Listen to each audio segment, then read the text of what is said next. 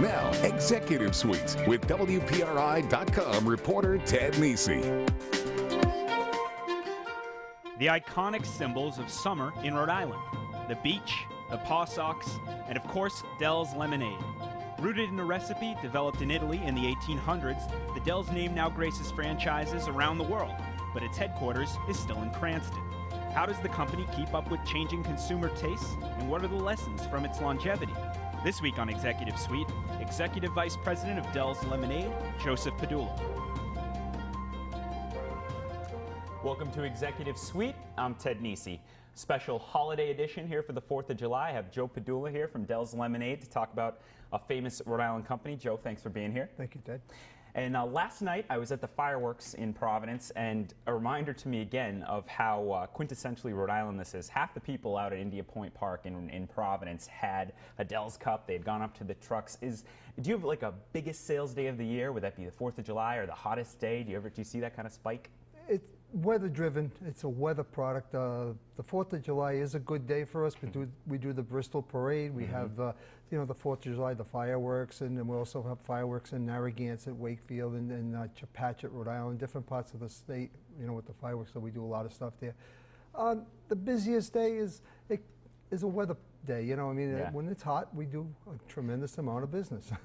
Do you have to sort of calibrate how many trucks go out? If it's the hotter it is, the more you send, that kind of thing. You're watching the weather like that. Basically, we're a franchise company, and all of our franchises have either trucks, carts, stores, or some of all of everything.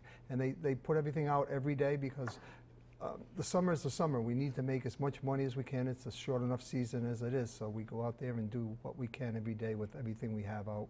And tell me about the year for it. When does the year really rev up? When you start? So I guess if you get a heat wave in March, do you go out then, even if it's early? We could be open as early as March if we do get a heat wave. If they tell us that the weatherman will say it's going to be 73 degrees, we'll open. Yeah. Officially, we're open in April, and we close in October. And what do you do in those months between October and April? What are you doing then? We prepare and plan for next season and look to open up new franchises in different parts of the country and hope to get lucky and do something like that. So I saw on your website, Dell's, you listed 13 states where you can get a Dell's franchise right now. I saw some of them, Florida, Utah, Nevada, and on Twitter, actually, someone told me he's always wondered how a Dell's ended up in Venice, California, where he'd seen it. How does it happen? How do you find where you franchise? We actually, what happens is people will call in or send in to us some type of information or a phone call looking to do something in the state that they live in. And probably about 95% of the people that we deal with are ex-Rhode Islanders who were in Rhode Island at some point. Remember, the Dells have moved to a different place. This is where the gentleman from Venice Beach, he was in Rhode Island, and he opened out there. He's been there now about 3 years, and he's doing relatively well. Yeah. He is doing good, and we have another gentleman in Miami Beach doing very well. So they have to do more introduction of what Dell's is, right? They do. They definitely have to do a lot of more marketing and a lot of more product giveaway and getting the product to people to let them know what Dell's really is. And that's why we do a lot of pushcart type operations in our out-of-state type situations, because a storefront is nice, but it doesn't bring people in, so you need to bring product to the people. Go to where they are, where they are. Get them to try the Dells. Once they try it, they're hooked, and we got them. No problem after that.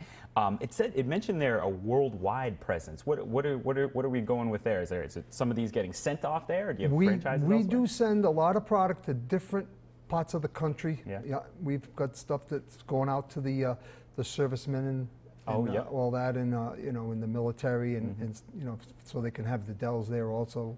So we do a lot of stuff out of state and out of the country. Now, you mentioned the product. Let's talk about the product here.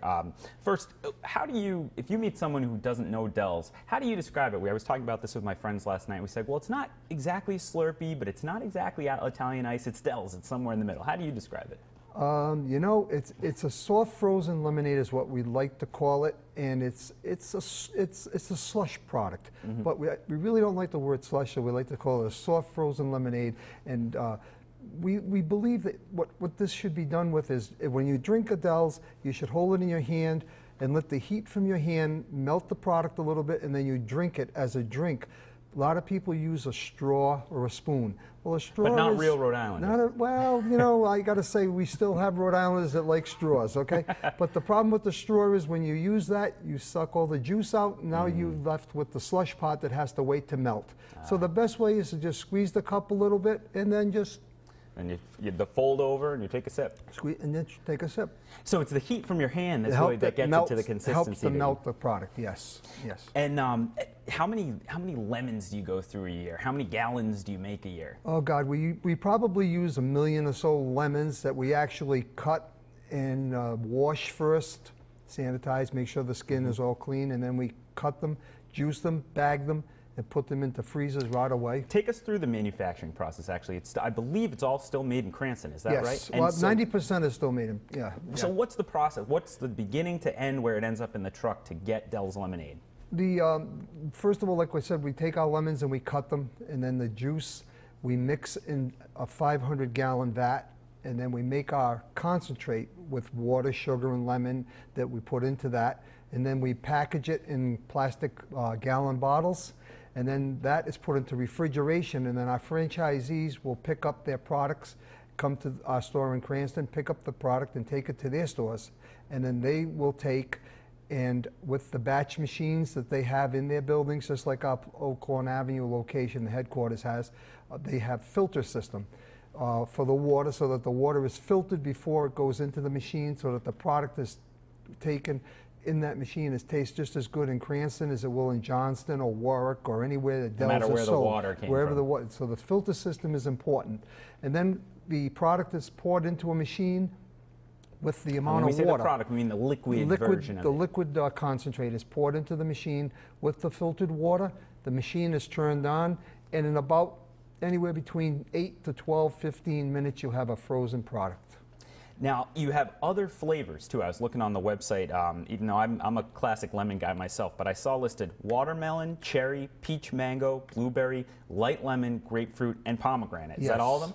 Yes. I read you once tried carrot, cantaloupe, honeydew. Those didn't come out of the test phase. They're not out as of yet, no. There are so many products that we do experiment with and try to do things with, and they taste great, but the bottom line is how many can you sell and how much can you sell of it. The products that we have out right now are the products that we feel that sell and do a very good job out there. I assume the classic lemonade is the #1 seller. Classic is #1, watermelon is #2, blueberry and grapefruit are right in there, and 3 and 4, and then we have the the cherry product, which is another great product also, and pomegranate. And you mentioned to me coming in that you have a new product coming out now. So what is it? And explain it. Yes, our new product right now comes in a foil package that our franchisees use to put into their machine. We will be coming out with in a smaller take-home type version that will be able to use it at home. This new product is for the person, a diabetic or a person who is watching sugar intake. This is a product that they can drink now and have and not have to worry. It's made with a sweetener, all natural sweetener. There's no sugar. So this is for a diabetic type person that can't have sugar, that wants Dells and finally can have Dells.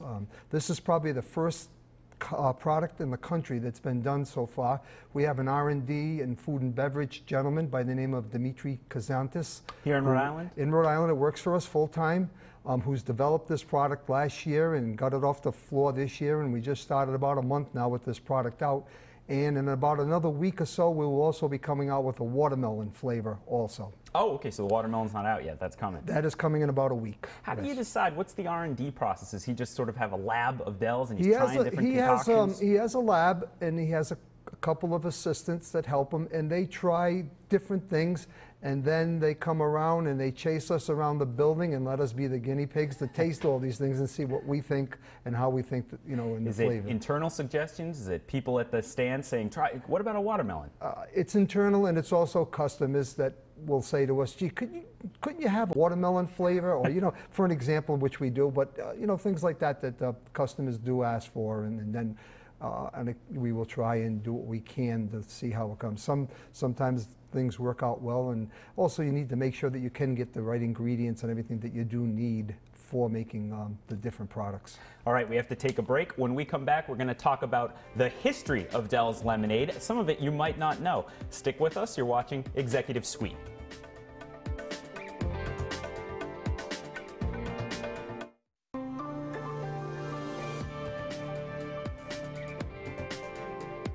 Welcome back to Executive Suite. Our guest this week is Joe Padula. He's Senior Vice President of Dell's Lemonade, which needs no introduction. Joe, you were telling me before we started the show today, you have worked for Dell's for a long time. How did you get your start with the company? I used to live across the street from the Oak Lawn Avenue store, and I started working for Dell's when I was basically, as a little summer thing, 7 years old, picking up papers in the parking lot.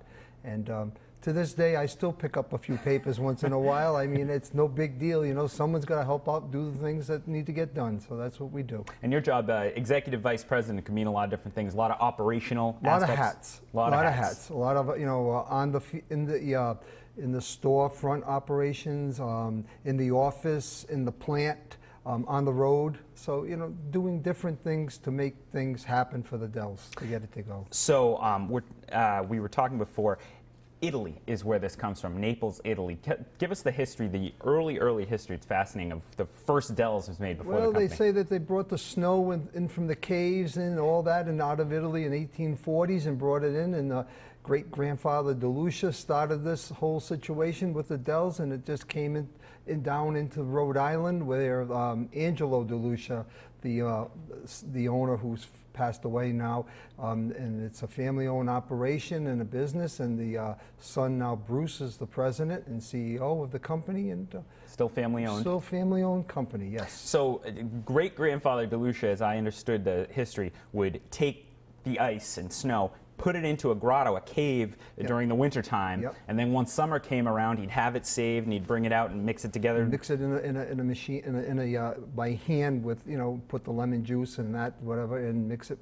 Yes. And this was in Naples, and it came over as the family. It was founded, I think, 1947 or 48. 1948. 1948, and the fellow passed away a few years ago. Was a World War II veteran. Angelo DeLucia. Yes. Yeah. Yes. And what do you think was the key to Dell's success? You know, what do you see? Is it just the familiarity? Is it the taste? Is it the work you put into keeping it in front of people's eyes? It's a lot of things. I think it's a bunch of situations with, you know, working together as a team, everybody putting things and making it happen behind the scenes, what goes on to make a Dell's product and where it starts from and where it ends, and all of the people that are involved, franchisees, workers, employees. A key part of the business is employees. If you don't have employees, you got to do it all yourself, and you just can't do it all yourself. About how many people do you have in Dell's, corporate Dell's? We have probably about a good half dozen of full-timers, a little more, and then we have quite a few part-timers that are like youngsters for the summer that work in the stores and on the trucks and on the push carts. Come in. A lot of people's first summer job with the Dells, I think.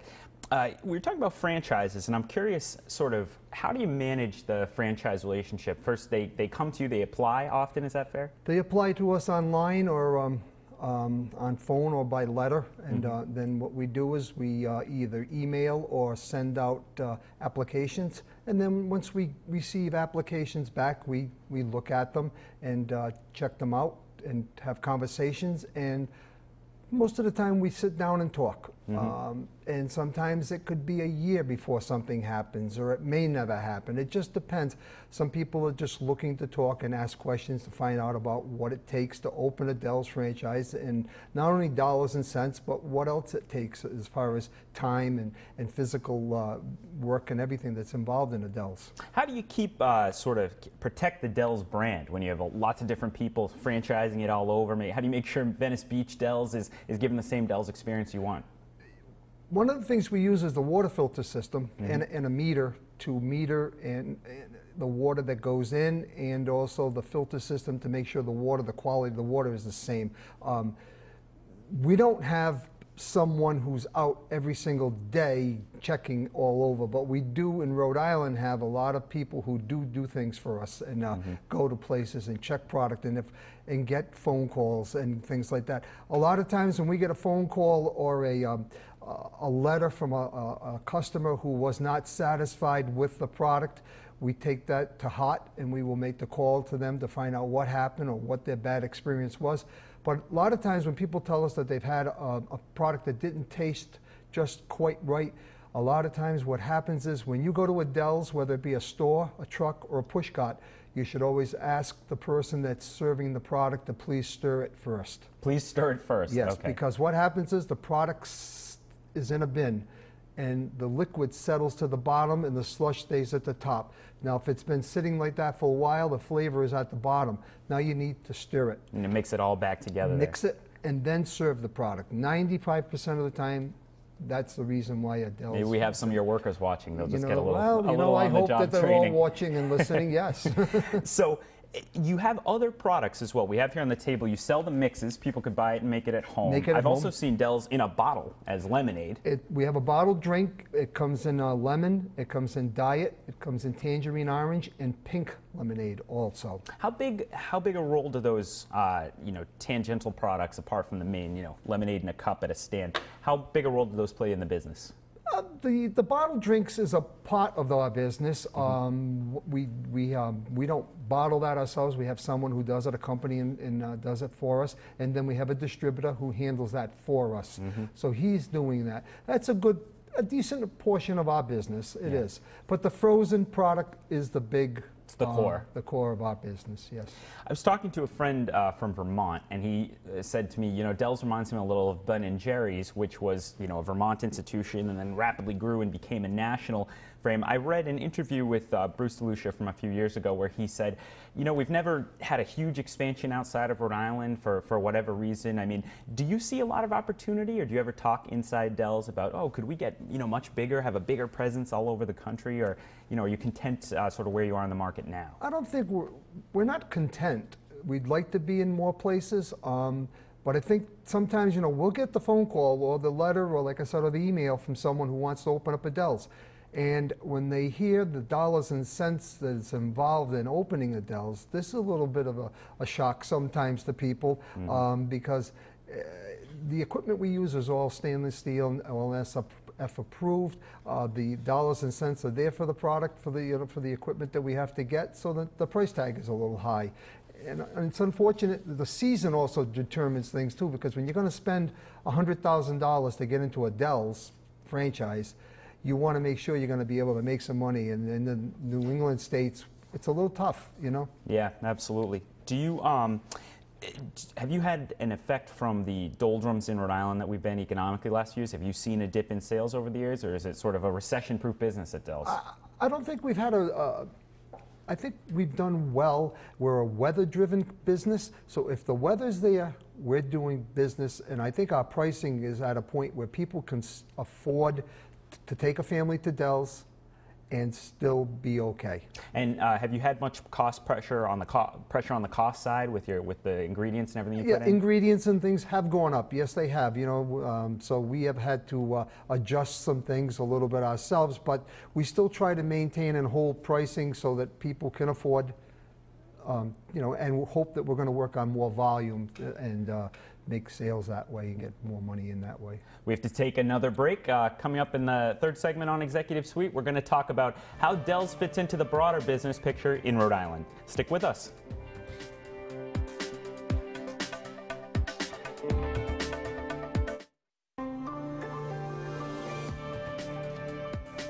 Welcome back to Executive Suite. Our guest this week, Joseph Padula of Del's Lemonade. Joe, Del's has been in Rhode Island a long time. There's a constant debate in Rhode Island about whether Rhode Island is bad for business. Do you at Del's feel like Rhode Island's bad for business? I don't think Rhode Island is a bad state for business. Could it be a better state for business? I think it probably could. There's a lot of what do you run into that makes you think that? I think taxes are a big issue in Rhode Island. And sometimes doing business in Rhode Island, sometimes it's difficult just to get to what you want to get things done. How so? Regulations? Is it regulations is something, and you know, the different rules and all that. I mean, there are certain things that are great. I mean, you know, we have health department situations that are good. You need health department to keep all businesses, restaurant type businesses, Del's, lemonade, ice cream in standards. So it is a good situation. But there are some things that could be, you know, the rules and regulations and cost of licenses and things like that. There could be a little bit of help on those things to help the small business person out. How much does a company like Del's worry about taxes, regulations? How much do you even think about government, or are you just doing your own thing in a lot of ways? You know, in the summertime, we don't think too much about anything but trying to make money. Then in the wintertime, you start thinking about all these things that have gone on. And, you know, we were very concerned when the governor wanted to put this new tax on with the food and beverage and restaurants and all that, because you know, every time they put another tax, it takes money out of our pocket, because you know, it's a difficult thing to make money as it is in certain situations, and you want, you know, you want people to be happy and have a good product and all that. And the restaurants, they have their issues with their help and losing help in business. And we want businesses to stay in Rhode Island, not close and move out of state because of different taxes and problems that happen.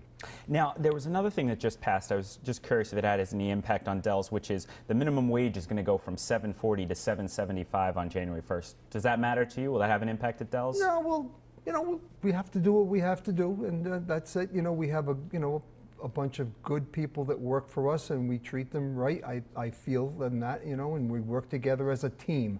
It's a big issue as a team to work together. You know, that's what happens. We have 30 seconds, but you gave a tip as we were starting on how to get rid of a brain freeze. What's the secret from Del's? The brain freeze that you get from a Del's is to take the tongue and stick it on the roof of your mouth and hold it there for a few seconds, and the brain freeze will go right away. Will go right away. So you've learned something important, folks, this week on Executive Suite. That's all the time we have. I want to thank our guest, Joe Padula, Del's Lemonade, and I want to thank you for tuning in to MyRI TV. If you missed any of the show, you can catch it on our website, WPRI.com. I'm Ted Nisi. We hope you'll stay with us next week and every week on Executive Suite.